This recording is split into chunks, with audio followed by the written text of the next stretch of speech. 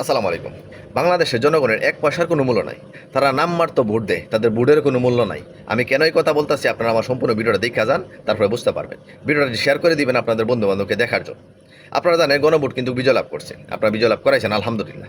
কিন্তু এই বিজয় লাভ করার পরবর্তী সময়ে এখন একটা বিষয় খুব সবচেয়ে বেশি আলোচনার সম্মুখীন আছে, সেটা হচ্ছে উচ্চকক্ষ কীভাবে গঠন করা হবে। এখন বিএনপি বলতেছে তাদের ইশতেহার অনুযায়ী তারা উচ্চকক্ষ গঠন করা হবে, কিন্তু গণভোটের মধ্যে যে আমরা বিজয় লাভ করাইলাম গণভোটকে, এই গণভোটের মধ্যে কী লেখা আছে? সেখানে লেখা আছে পিআর পদ্ধতির মাধ্যমে উচ্চকক্ষ গঠন করা হবে। যারা একটা আসনও পায় নাই কিন্তু তারা ভোট পাইছে, সেই ব্যক্তিরা চাইলেও 1% যদি ভোট পায় থাকে তারা উচ্চকক্ষে একটা আসন পাবে। কিন্তু বিএনপি এটা বলতেছে না। বিএনপি বলতেছে কি, আমরা যারা নির্বাচন করছি, আমাদের আসন যারা পাইছে সেই আসন অনুপাতে উচ্চকক্ষ গঠন করা হবে। এখন আমার প্রশ্ন হলো, তাহলে আমাদের এই গণভোটের মূল্যটা কি আছে? যদি গণভোট বাস্তবায়িত নাই হয়, উচ্চকক্ষ পিআর পদ্ধতিতে গঠন করা নাই হয়, বিএনপির ইশতেহারই অনুসরণ করা হয়, তাহলে গণভোট কেন দেওয়া হয়েছে? জনগণের আবেগ নিয়ে খেলামেলা কেন করা হয়েছে? জনগণের টাকা কেন নষ্ট করা হয়েছে? আমার এই প্রশ্ন থাকবে। এখন আপনারা দেখেন, বিএনপি এই পয়েন্টটা কেন ইনক্লুড করলো তাদের ইশতেহারের মধ্যে, যেই পয়েন্টটা গণভোটের বিরোধিতা করে বা গণভোটের সাথে সাংঘর্ষিক।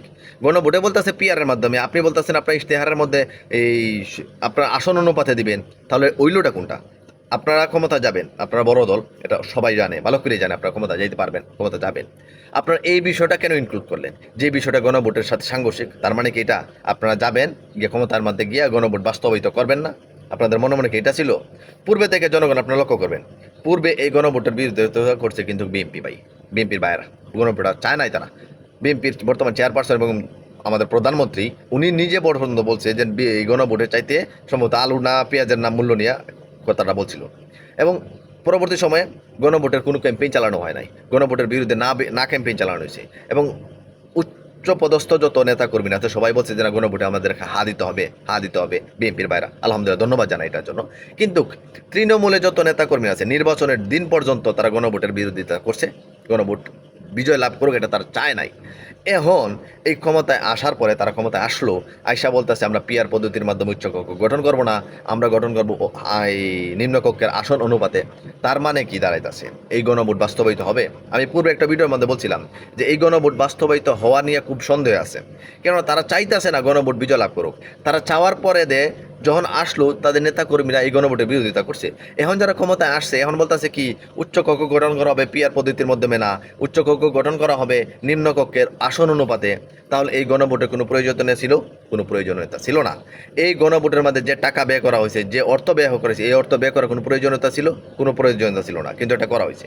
এখন যদি এই গণভোট বাস্তবায়িত না হয়, এটার জবাবদিহি করতে হবে ডক্টর ইউনূস স্যারকে। আমি বলে গেলাম, ডক্টর ইউনূস স্যার এটার জবাবদিহিতা দিয়ে যাবেন আপনারা।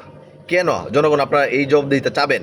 যদি আমাদের ভোটের কোনো মূল্য না থাকে, আমাদের কথার কোনো মূল্য না থাকে, তাহলে কেন আমাদেরকে ভোট দিতে বলা হয়? তাহলে কেন বলা হইলো, এই আয়োজন কেন করা হইলো, এই ক্যাম্পেইন কেন চালানো হলো, এত এত টাকা কেন ব্যয় করা হলো এই গণভোটের বিরোধিতা, গণভোটের পক্ষে কেন করা হলো? যদি বাস্তবায়িত না হয়, আমি আশা করব বিএনপির ভাইরা এরকম করবে না। গণভোট বিজয় লাভ করছে, গণতান্ত্রিক পর্যায়ে আপনারা বিজয় লাভ করছেন, সেম পর্যায়ে গণভোটও কিন্তু বিজয় লাভ করছে। কারণ আপনারা যদি গণতান্ত্রিক মাধ্যমে সরকার গঠন করতে পারেন, তাহলে গণতান্ত্রিক পর্যায়ে কিন্তু গণভোটও বিজয় লাভ করছে। এই গণভোটকেও বাস্তবায়িত করতে হবে, এটা আপনাদের নৈতিক দায়িত্ব, এটা আপনাদের উপরে দায়িত্ব পড়ছে।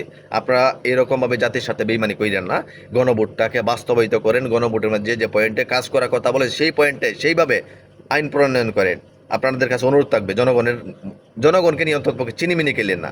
যদি একবার জনগণকে নিয়ে চিনিমিনি খেলেন, জনগণ কিন্তু এটা জবাব দিতে জানে, যেরকম জবাব দিই স্বৈরাচারের আমলে।